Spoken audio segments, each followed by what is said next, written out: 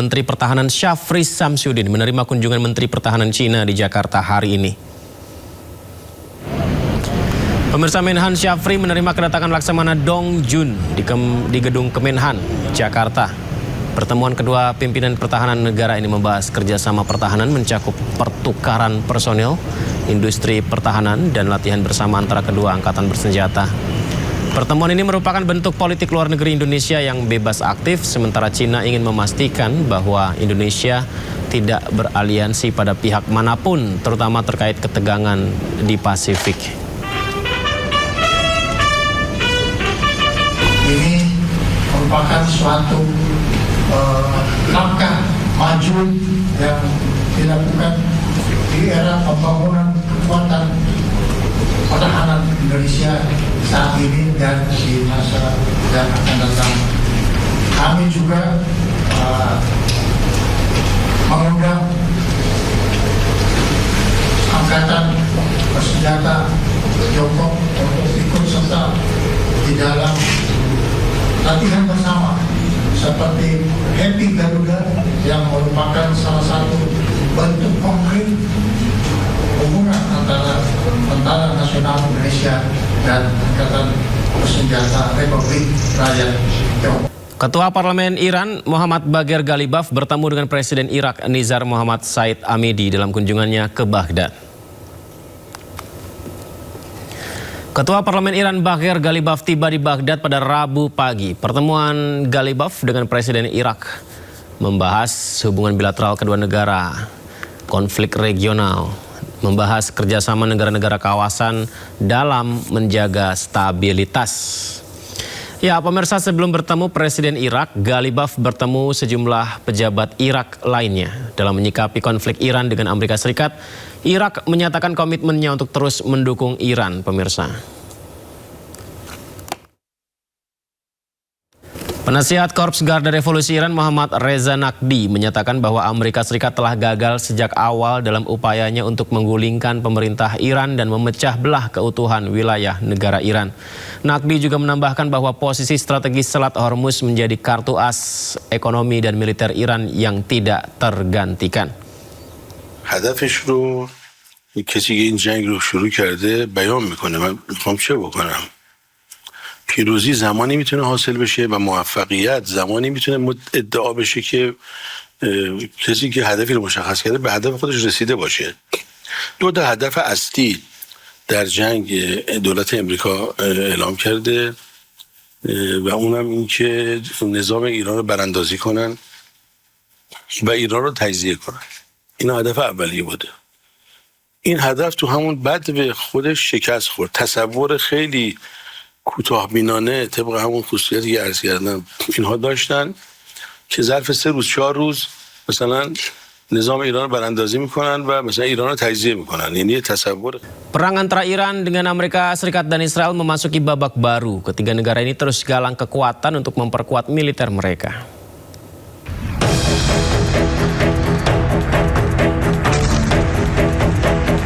Perang Timur Tengah semakin meluas. Ketiga negara yang terlibat, Amerika Serikat, Israel, dan Iran, saling menggalang kekuatan.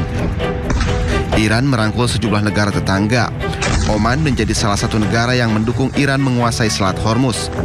Kini, Iran mendekati Irak.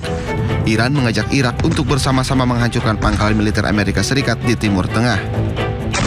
Presiden Amerika Serikat Donald Trump pun murka.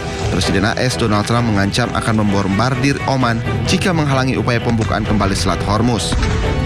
I mean, we control it. We control it with the blockade. We have a blockade. We control it with the blockade. And I like the idea of declaring it a territory. We have total control over the Strait. Meski kondisi terus memanas, namun Pakistan terus mendorong Amerika Serikat dan Iran ke meja perundingan. Namun hingga kini belum ada kesepakatan antara keduanya.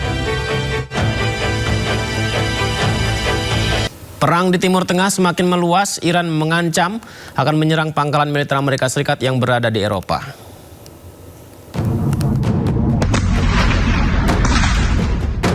Iran mulai pertimbangkan serangan terhadap fasilitas militer Amerika Serikat di Eropa. Nantinya, serangan akan difokuskan pada fasilitas militer AS di Eropa bagian selatan dan tenggara. Tindakan ini akan diambil bila AS terus menyerang Iran. Salah satu yang menjadi target adalah Bulgaria yang telah menyetujui penggunaan pangkalan udara Besmer untuk pesawat pengisian bahan bakar AS. Bulgaria pun telah bersiap menghadapi serangan Iran. Отношение на базата в Безмер, координирано с Министерството на отбраната и под ръководството на министър-председателя сме предприели всички възможни мерки, включително сме се подсигурили като мерките, които сме предприели са за много по-високо ниво на заплаха от тази, която реално се докладва по линия на службите и постъпващата информация. Следим постоянно ситуацията и процесите и ще продължаваме да прилагаме мерки, които са изпреварващи и са в много по-голяма степен така интензивни спрямо нивото на информацията за заплаха към момента. Tak hanya itu, serangan yang menewaskan 3 personel militer AS menjadi bukti kemampuan Teheran menyerang target dalam jarak jauh. Juru bicara Kementerian Luar Negeri Qatar, Majid Al-Ansari, mendesak Selat Hormuz agar segera dibuka kembali. Dalam pernyataannya, Majid Al-Ansari juga mendukung agar negosiasi antara Amerika dan Iran dapat kembali berjalan untuk meredakan krisis regional. أولا الجهد الحالي هو منصب على نزع الفتيل الأزمة الحالية. نحن هنا نتحدث بكل وضوح عن التصعيد الذي تم بعد خلال الفترة الأخيرة، وتضمن طبعا ما حدث من كسر وقف إطلاق النار والتهديدات في مضيق هرمز وإعادة إغلاق مضيق هرمز وكل ذلك. ينصب تركيزنا حاليا على هذه المسألة والعودة إلى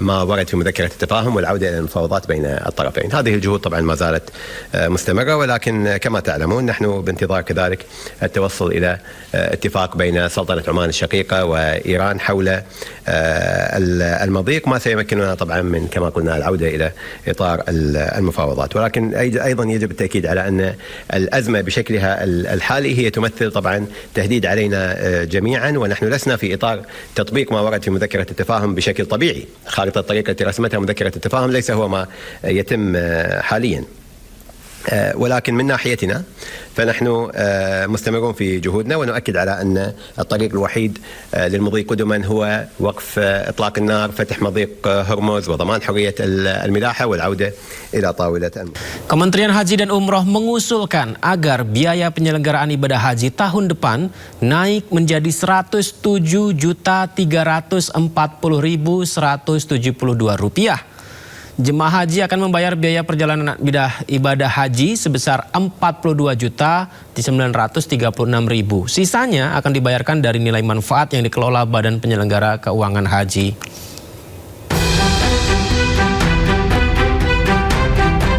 Kementerian Haji dan Umroh mengusulkan agar biaya penyelenggaraan ibadah haji pada tahun 2027 naik menjadi Rp107.340.172. Nantinya jemaah haji akan membayar biaya perjalanan ibadah haji sebesar Rp42.936.068 dan sisanya dibayarkan dari nilai manfaat yang dikelola BPKH. Menteri Haji dan Umroh Irfan Yusuf menyampaikan uang yang dibayarkan jemaah adalah untuk penerbangan dari embarkasi ke Arab Saudi dan akomodasi selama di Mekah. Sedangkan sisa 60% yang dibayarkan nilai manfaat terdiri dari komponen pelayanan akomodasi, pelayanan konsumsi, pelayanan transportasi, pelayanan di Arafah, Musdalifah, dan Mina. Komponen BPIH untuk tahun 1448 Hijriah atau 2027 Masehi, pemerintah mengusulkan rata-rata BPIH per jemaah sebesar Rp340.172,02 dengan komposisi BPIH sebesar Rp42.936.068,81